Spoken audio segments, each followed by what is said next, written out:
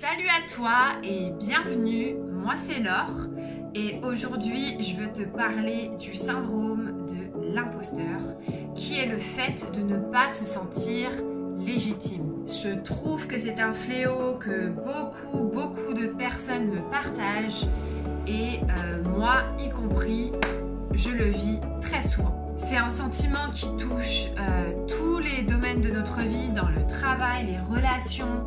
Et le fait de ne pas se sentir légitime peut nous bloquer pendant des années. Bref, sans plus attendre, je te partage comment ne plus se sentir illégitime et reprendre confiance en 5 étapes.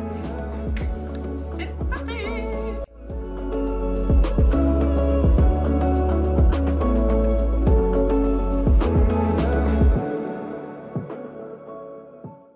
Je sais pas si tu as remarqué, mais à chacune de mes vidéos précédentes, et même celle-ci, ma façon de me présenter, c'est toujours par mon prénom et rien d'autre. J'ose même pas dire ce que je fais, mon expertise ou quoi que ce soit, parce que j'ai souvent le complexe de l'imposteur qui embarque dans ma tête. Ce qui fait que je ne te dis pas que j'ai de l'expérience dans mon domaine, que ça fait plus de 10 ans que je suis dans le développement personnel, que j'ai lu plein de livres, que j'ai déjà eu des clients, que j'accompagne des personnes en relation d'aide. Quand on regarde mon parcours, d'ailleurs quand mes amis regardent mon parcours, me disent mais... qu'est-ce que tu me racontes que t'es pas experte, enfin n'importe quoi. Moi, c'est plutôt... Alors moi, c'est Laure, je suis experte en relations, en communication, Oui. Ah bah quoi? Non. Non, t'es pas experte en relations, hein? T'es qui? Mais t'es qui, toi, en fait, pour... Elle se la raconte, elle. Sympa la meuf. Bref, le syndrome de l'imposteur, c'est pas mal ça. Mais sinon, c'est quoi réellement ce syndrome de l'imposteur? On a tous une voix dans notre tête, hein, je t'apprends rien là-dessus. C'est une voix créée par notre mental et elle parle beaucoup. Et elle est souvent accompagnée d'une émotion négative ou positive. Quelles sont les conséquences du syndrome de l'imposteur? Tout simplement, quand on se met à ne pas se sentir légitime, eh bien, on se met à tourner en rond, on s'éparpille énormément. Donc, c'est-à-dire qu'on va se mettre à faire d'autres choses qui ne sont pas en lien avec notre projet ou alors beaucoup trop s'en mettre parce qu'on n'est jamais assez bon, on n'est jamais assez fort, on n'est jamais assez bien, on n'est jamais à la hauteur. Ce qui t'amène à procrastiner. Ouais, je suis pas là, ouais, j'ai remis ça à demain, ouais. Ouais, c'est mieux. Bon, maintenant, passons aux choses sérieuses. La première étape pour surmonter et dépasser le syndrome de l'imposteur, c'est simplement de comprendre. En fait, quand je dis comprendre, je veux dire par là, comprendre d'où vient ce sentiment de ne pas se sentir légitime. Il y a plusieurs points. Le premier, c'est la société actuelle. Je ne t'apprends rien sur ça, dans le sens où la société actuelle, ça correspond tout simplement à l'environnement dans lequel nous vivons. Donc, on est dans une société qui favorise la productivité, être toujours au top, que tout est plus rapide et en plus de ça, on a les réseaux sociaux, donc on peut toujours se comparer à quelqu'un, on a accès aux stars comme ça, on peut toujours se comparer à mieux que soi dans le sens quelqu'un qui a une meilleure vie, que ce soit matériellement, au niveau du succès, etc. Et c'est très difficile de se sentir à la hauteur. Ou quelqu'un qui a déjà atteint son objectif, du coup c'est beaucoup plus compliqué de garder confiance. Bref, tout ça fait que tu as de quoi vouloir rester dans ton petit coin. Je veux dire, se sentir légitime, c'est tellement compliqué quand on voit aussi beaucoup de gens qui font la même chose que toi. T'as de quoi te dire, il y a vraiment beaucoup de gens dans le domaine, hein, tu sais. Ouais, il y a aussi beaucoup de concurrence, hein. Moi, je te le dis, moi. Je sais pas comment tu vas faire. On passe aussi le côté diplôme, formation, compétences. Si on n'est jamais assez diplômé, jamais assez compétent. Bref, t'as compris. En gros, c'est vraiment difficile de rester confiant, centré vers son objectif, son projet, sans perdre un peu confiance. C'est difficile de sentir que tu peux apporter ta pierre à l'édifice, alors qu'en même temps, t'as vraiment peur du jugement des autres et que tu te compares. Point numéro 2, c'est l'expérience négative vécue. En gros, une expérience négative vécue peut créer même une blessure psychique, qu'on appelle aussi une blessure émotionnelle. Petit cours, entre parenthèses, d'une blessure psychique. Qu'est-ce que c'est? En gros, il y a deux choses. La blessure psychique, c'est en fait un immense choc émotionnel que tu as vécu dans ta vie, peu importe quand est-ce que c'est, même quand enfant, bébé, adolescence, peu importe, tu as créé un choc et dont tu vas toujours te souvenir dès que tu vas sentir l'émotion. C'est la même chose pour quand tu as une répétition d'expériences négatives vécues. Le type de sentiment donc que tu peux ressentir, par exemple, la solitude, l'amertume, le rejet, l'abandon, etc. Bref, il suffit en gros que tu aies vécu dans ta vie une expérience de rejet, d'humiliation ou de comparaison par un groupe d'amis, un groupe à l'école, bref, les profs ou même ta famille. C'est assez pour ton cerveau pour te rappeler tes souvenirs douloureux, pour te freiner. Il va tout faire pour te tirer vers l'arrière. En gros, il va te rappeler toutes les raisons pour lesquelles tu ne dois pas poser l'action vers cet objectif parce qu'il va te rappeler tous tes souvenirs les plus douloureux. En termes plus techniques, ton subconscient se souvient de tout ce qui a été vécu au cours de ta vie et va te rappeler tout ce que tu as vécu dès que tu vis un sentiment similaire. J'en ai fait trop, c'est ça? Et puis ouais, ma coupe elle est bizarre, quoi. Mais moi j'aime, moi je kiffe. Et le dernier point, c'est les expériences que tu as entendues des autres ou avec lesquelles tu as été témoin. C'est-à-dire entendre une de tes amies qui t'annonce que le jour où elle s'est mise en avant sur telle ou telle chose, eh bien, elle s'est fait critiquer, rentrer dedans, rejeter. Et toi, tu l'as gardé dans ta tête et ça t'a alimenté encore plus tes peurs. Étape numéro 2. Observez ce que cette petite voix te dit. Observez les excuses que tu te donnes lorsque tu ne te sens pas légitime. Je suis qui, moi, pour faire ça? J'ai pas assez de diplôme, j'ai pas assez d'expérience dans le domaine. Je connais pas assez de monde, j'ai vraiment pas le réseau. Il y a vraiment trop de monde dans le domaine, j'ai beaucoup trop de concurrence. Moi, je suis beaucoup trop timide, j'ai pas assez confiance en moi pour faire tout ça, c'est dur, c'est pas possible. Oh non, moi, je suis pas faite pour ça, laisse tomber. Non, ça va, j'aime ça, mais je suis pas une experte dans le domaine. Ah non, mais moi, j'y connais rien en visibilité, marketing, alors je sais pas du tout comment je vais faire, et puis la technique, alors là... Ah non, je suis pas assez légitime, là, faut que je me trouve un petit bouquin dans le domaine, parce que là, ça marche pas du tout. Putain, y'en a pas un? Comment se défaire du syndrome de l'imposteur? Ah! You are a badass. Thank you. Alors, qu'est-ce que ça te fait quand je t'énumère toute cette liste?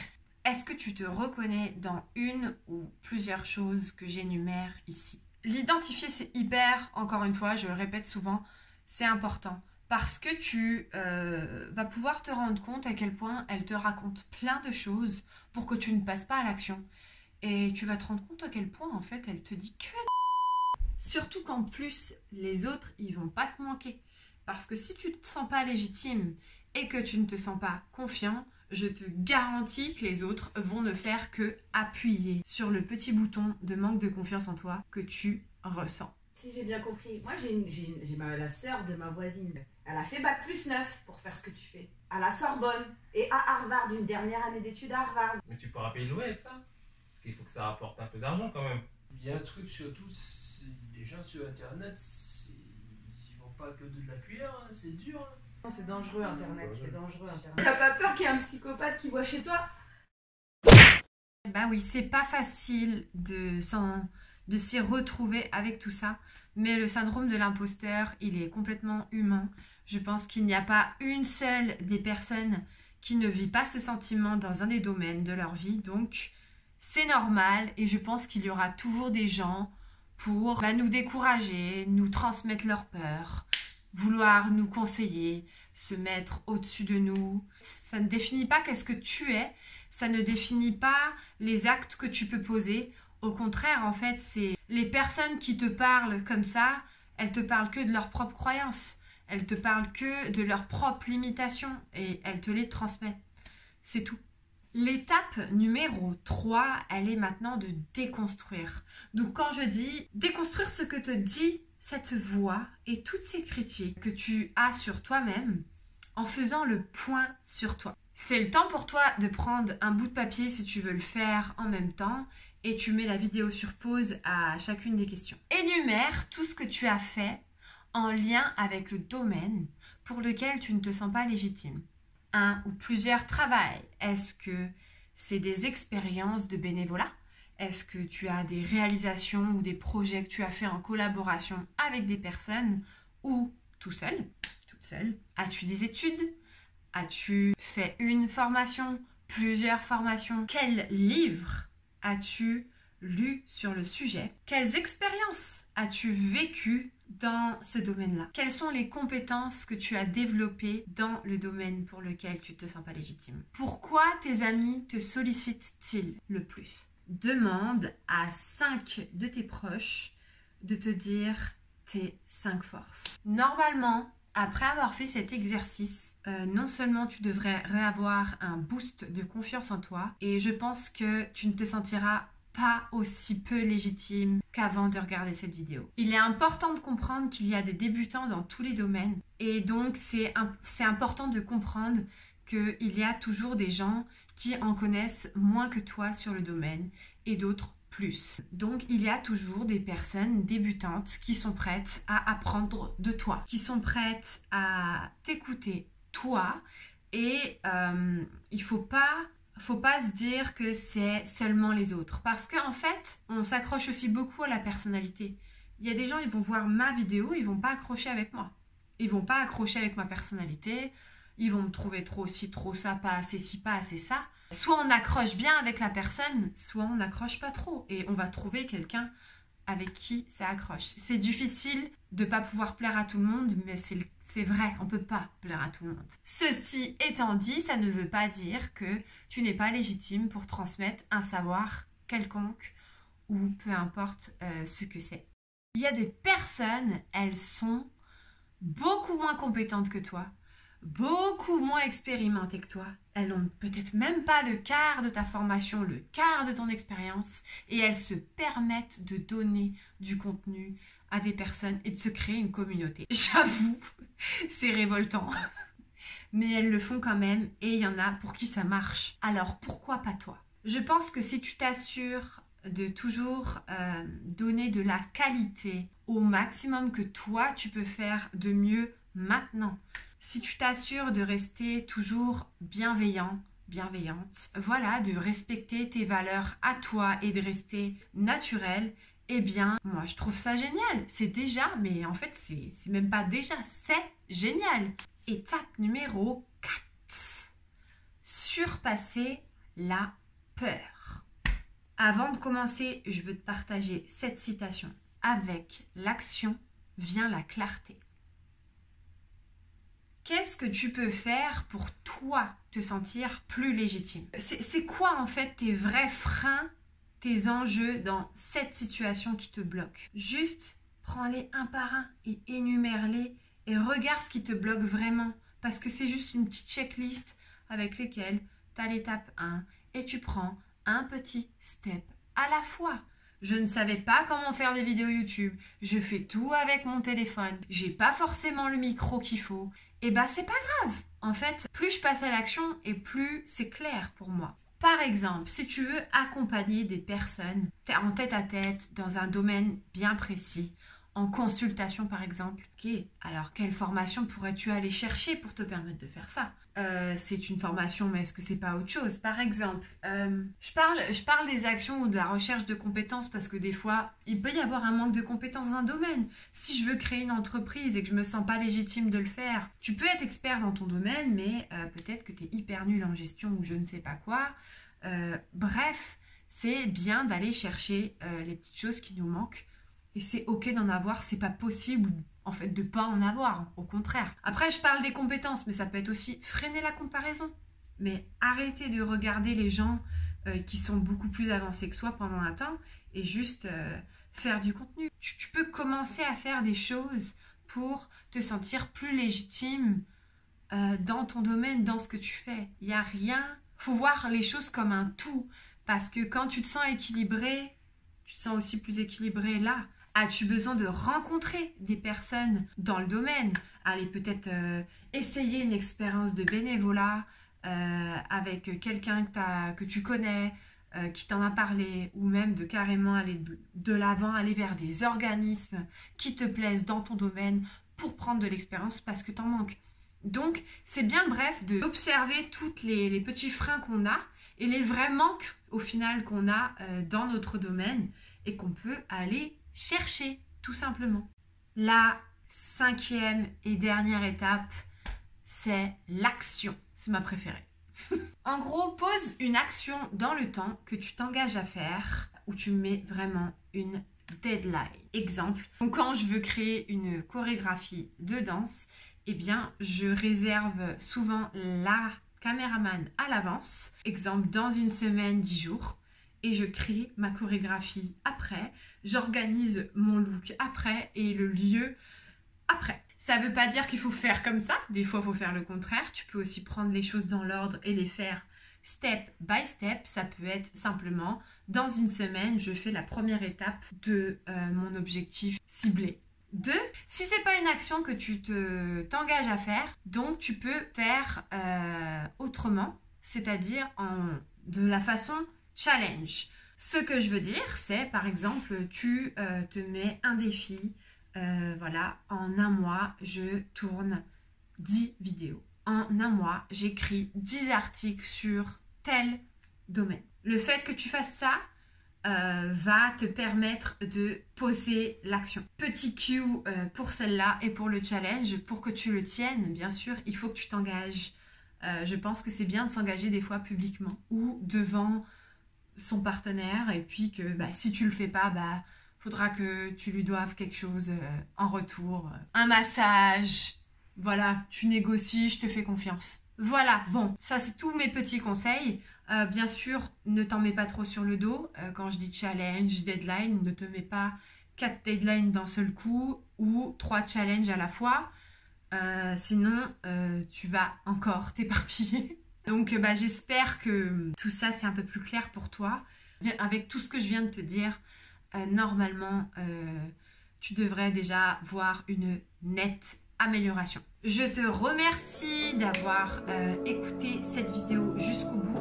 Encore une fois, j'espère qu'elle t'a plu. Ne pars pas tout de suite, il y a un petit bêtisier qui t'attend, il est plutôt sympa. Sur ce, je te laisse. Je te souhaite une superbe journée, soirée, nuit. Bref, je te dis bye. Abonne-toi. Ah oui, abonne-toi. Abonne-toi.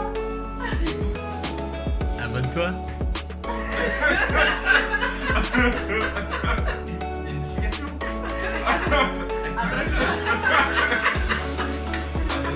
La cloche. Si t'as aimé, abonne-toi. Ciao.